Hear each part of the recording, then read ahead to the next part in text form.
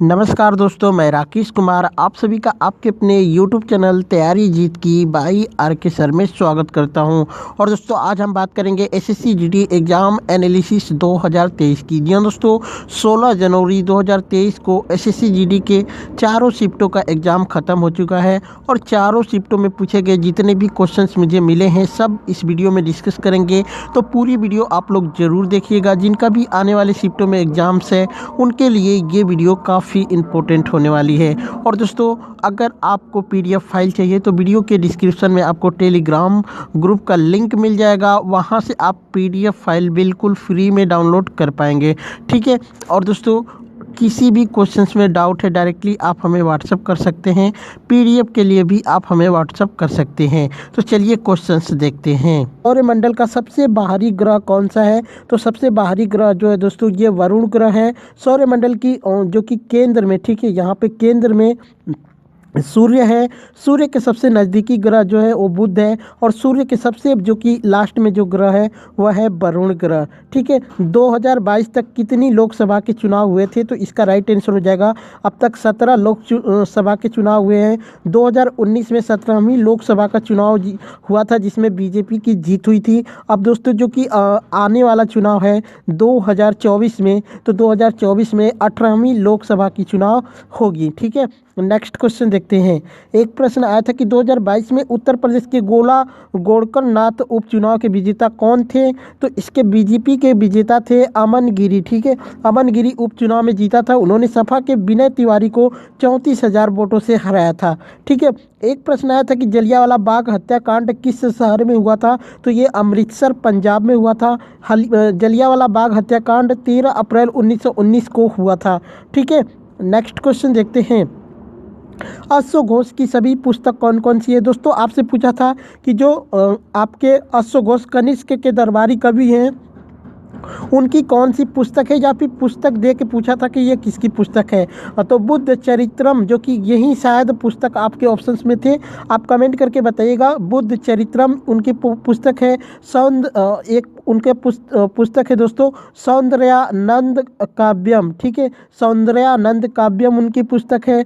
एक उनकी पुस्तक है गंडी सोतो, ठीक है, गंडी सोत्रो गाथा। एक है सारीपुत्रम करणम। ठीक है। ये 4 बुक है उनकी, जो कि मेरे हिसाब से लग रहा है कि ये संस्कृत में लिखते थे। और दोस्तों अश्वघोष किसके दरबारी कवि थे? तो ये कनिष्क के दरबारी कवि थे।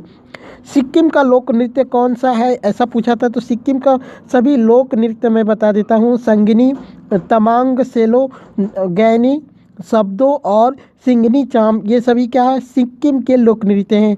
आप कमेंट करके बताइएगा आपके ऑप्शंस में क्या दिया था।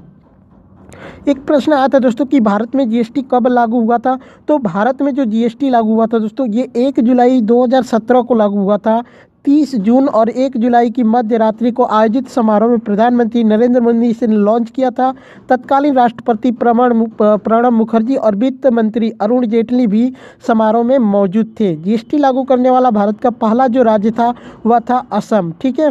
तो इस बात को भी याद करिएगा। जीएसटी भारत के किस संविधान संशोधन के द्वारा लागू किया गया था? तो संविधान संशोधन 101 के तहत इसको लागू किया गया था। ठीक है। और दोस्तों भारत में जो कि विधेयक कौन सा पारित हुआ था? तो 121वां विधेयक था, लेकिन पारित होने वाला जो संविधान था वो 101वां था। नुआखाई त्यौहार किससे संबंधित है? तो नुआखाई त्यौहार जो है दोस्तों ये ओडिशा में मनाया जाता है। ठीक है। यह जो कि त्यौहार गणेश चतुर्थी के उत्सव के दिन मनाया जाता है। बाकी दोस्तों यहाँ पे और भी बताना चाहूँगा कि नुआखाई त्यौहार जो कि ओडिशा में एक वार्षिक फसल उत्सव है जिसे मौसम के नए चावल के स्वागत के लिए भी मनाया जाता है। 2001 में साहित्य अकादमी पुरस्कार किसे दिया गया था? ये पूछा था। अलका सराओगी को दिया गया था 2001 का साहित्य अकादमी का पुरस्कार। इनको जो कि साहित्य के लिए दिया गया था। ठीक है। एक प्रश्न आया था दोस्तों कि वर्तमान में पश्चिम बंगाल के राज्यपाल कौन है? तो वर्तमान में जो कि पश्चिम बंगाल के राज्यपाल हैं सीवी आनंद बोस हैं, जो कि नवंबर 2022 से कार्यरत हैं। अगर 2022 में पूछा गया होगा जुलाई तक, तो जुलाई 2022 को ला गणेशन को अतिरिक्त प्रभार दिया गया था। लेकिन दोस्तों 30 जुलाई 2019 से 17 जुलाई 2022 तक जगदीप धनखड़ थे पश्चिम बंगाल के राज्यपाल। तो आप कमेंट करके बताइएगा कहाँ से पूछा था। क्लोरोप्लास्ट का रंग क्या होता है? तो क्लोरोप्लास्ट का जो रंग होता है दोस्तों हरा है, और इनके कारण जो पेड़ के पौधों की पत्तियां होती हैं वो हरी होती हैं। ठीक है, तो ये हरा रंग अगर ऑप्शंस में दिया होगा तो आपका राइट आंसर होगा। एक प्रश्न आया था कि कॉमनवेल्थ गेम में भारत का कौन सा पड़ोसी देश शामिल नहीं है? दोस्तों इसका ऑप्शंस मुझे कमेंट करके बताना। ठीक है, घोड़े बेचकर सोना, मुहावरे का सही अर्थ क्या है? निश्चित होकर सोना, या फिर जो कि आनंद से सोना भी हो सकता है। ऑप्शंस क्या थे, ज़्यादा मायने रखते हैं, तो ऑप्शंस कमेंट करके बताइएगा। चंद्रमा का पर्यायवाची शब्द पूछा था। हिमांशु, शशि, रजनीश, राकेश, निशाकर, मयंक इत्यादि जो कि चंद्रमा के पर्यायवाची शब्द हैं। आप अपना ऑप्शंस कमेंट करके बताना। एक प्रश्न आया था दोस्तों, बहादुर का विलोम शब्द क्या होगा? तो बहादुर का विलोम शब्द हो जाएगा कायर है। एक क्वेश्चन आया था दोस्तों, शोषण के विरुद्ध अधिकार किस अनुच्छेद में है? तो दोस्तों ये अनुच्छेद जो कि 23 और 24 में है। अनुच्छेद 23 के अनुसार जो है मानव तस्करी और बाल श्रम का निषेध है। उसके बाद अनुच्छेद 24 के अनुसार किसी भी बच्चे को कारखाने या फिर खान में काम करने के लिए नियोजित नहीं किया जाएगा। 14 वर्ष से कम उम्र के बच्चों को रोजगार में नहीं लगाया जाएगा, ऐसी बात कही गई है। ठीक है, तो आप कमेंट करके बताइएगा ऑप्शंस क्या थे। एक प्रश्न आया था दोस्तों कि अमृत योजना कब शुरू हुई थी, या फिर अमृत योजना से रिलेटेड कुछ पूछा था। तो अगर पूछा गया होगा कि अमृत योजना कब शुरू हुई थी, तो इसकी शुरुआत जो है 25 जून 2015 को भारत के प्रधानमंत्री श्री नरेंद्र मोदी ने इसकी शुरुआत की थी। इस मिशन का उद्देश्य था 500 शहरों कस्बों में बुनियादी शहरी अवसंरचना में सुधार करना। ठीक है, ये बात कही गई थी। बाकी क्या पूछा था कमेंट करके बताना। एक प्रश्न आया था कि अध्यादेश जारी कौन करता है? तो दोस्तों राष्ट्रपति, जो कि अनुच्छेद 123 के तहत जो है राष्ट्रपति के पास संसद के सत्र में ना होने की स्थिति में भी अध्यादेश जारी करने की शक्ति प्रदान है। ठीक है, ये राष्ट्रपति के पास ही होता है। ऑप्शंस में अगर राष्ट्रपति रहे होंगे तो आप कमेंट करके बताइएगा। बाकी दोस्तों एक चीज़ और होता है कि जब कोई विधेयक राज्य की विधानसभा द्वारा या फिर विधान परिषद वाले राज्य में विधानमंडल के दोनों सदनों द्वारा पारित कर दिया गया है, तब वह राज्यपाल के समक्ष प्रस्तुत किया जाएगा और राज्यपाल घोषित करेगा कि वह विधेयक पर अनुमति देता है या फिर अनुमति पर रोक लेता है, अथवा वह विधेयक को राष्ट्रपति के विचार के लिए आरक्षित रखता है। तो दोस्तों अगर राष्ट्रपति नहीं रहे होंगे तो फिर आपके ऑप्शंस में अगर विधेयक वाला पूछा गया होगा विधानमंडल का, तो फिर आप राज्यपाल लगा सकते थे। बाकी कमेंट करके बताइएगा क्या पूछा था। एक प्रश्न आया था कि महिला आयोग का गठन कब हुआ था? तो दोस्तों महिला आयोग का पहली बार जो गठन हुआ था 31 जनवरी 1992 को हुआ था, जिसकी अध्यक्ष थी श्रीमती जानकी पटनायक थी। दूसरे आयोग का जो गठन हुआ था वो जुलाई 1995 में किया गया था, जिसकी अध्यक्षता श्रीमती मोहिनी गिरी ने की थी। और तीसरे आयोग का गठन जनवरी 1999 में किया गया था, जिसकी अध्यक्षता श्रीमती विभा पारथ सारथी ने की थी। ठीक है, तो इसको याद रखिएगा। एक प्रश्न आया था कि गुलाबो सफेरा किस लोक नृत्य से संबंधित है? तो इसका राइट आंसर हो जाएगा दोस्तों कालबेलिया लोक नृत्य। एक प्रश्न आया था दोस्तों कि योजना आयोग के बाद किस आयोग की स्थापना हुई थी? तो नीति आयोग की स्थापना हुई थी, जिसका जो है कि स्थापना 1 जनवरी 2015 को भारत के प्रधानमंत्री श्री नरेंद्र मोदी ने की थी। योजना आयोग की स्थापना 15 मार्च 1950 में नई दिल्ली में हुई थी, जिसका नाम बदलकर ही बाद में नीति आयोग रखा गया था। और नीति आयोग या फिर योजना आयोग के जो अध्यक्ष हुआ करते थे वो प्रधानमंत्री होते हैं। ठीक है, एक प्रश्न आया था कि हड्डी और दांत किसके कारण कमज़ोर होते हैं? तो कैल्शियम की कमी के कारण जो है कमज़ोर हो जाते हैं। एक प्रश्न आया था दोस्तों कि हरित क्रांति के जनक नॉर्मन बोरलॉग किस देश के थे? तो ये अमेरिका के थे, अमेरिका के कृषि वैज्ञानिक थे।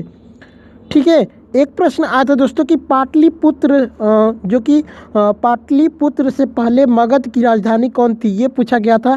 तो राजगृह आपका राइट आंसर होगा। सम्राट अजात शत्रु के उत्तराधिकारी उदयन ने अपनी राजधानी को राजगृह से पाटलिपुत्र स्थानांतरित किया और बाद में चंद्रगुप्त मौर्य ने यहाँ साम्राज्य स्थापित कर अपनी राजधानी बनाई थी।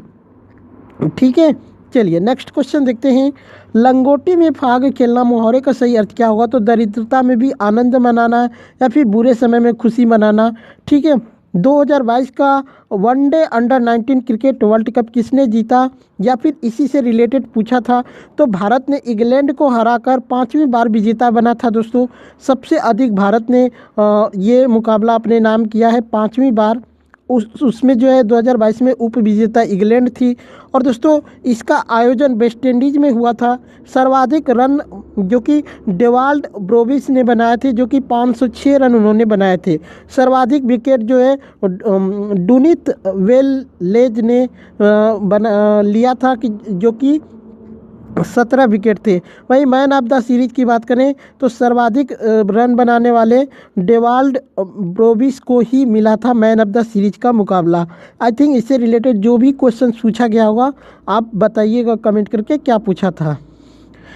सागर में गागर भरना मुहावरे का क्या अर्थ है? थोड़ी में बहुत कहना या फिर छोटी बात को बड़ा करके बोलना। अदरवाइज इसके ऑप्शंस बहुत हो सकते हैं दोस्तों, कमेंट करके बताइएगा ऑप्शंस क्या था। नदी का पर्यायवाची शब्द पूछा था तो पश्चिमी तरनी, स्रोतस्विनी, सरिता, टटनी, ये सभी क्या है नदी के पर्यायवाची शब्द है। तो ऑप्शंस कमेंट करके बताइएगा।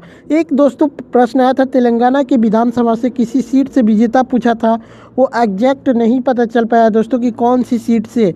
तो अगर आपको पता है तो कमेंट करके बताइएगा।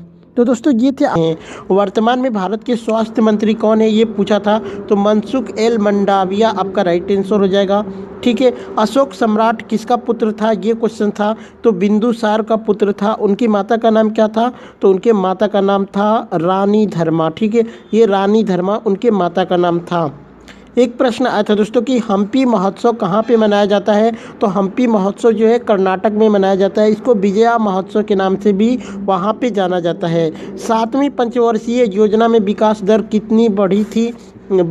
ठीक है, तो 5% जो है विकास की प्रतिशत रखी गई थी 5%, लेकिन वास्तविक जो वृद्धि हुई थी वो 6.01% हुई थी।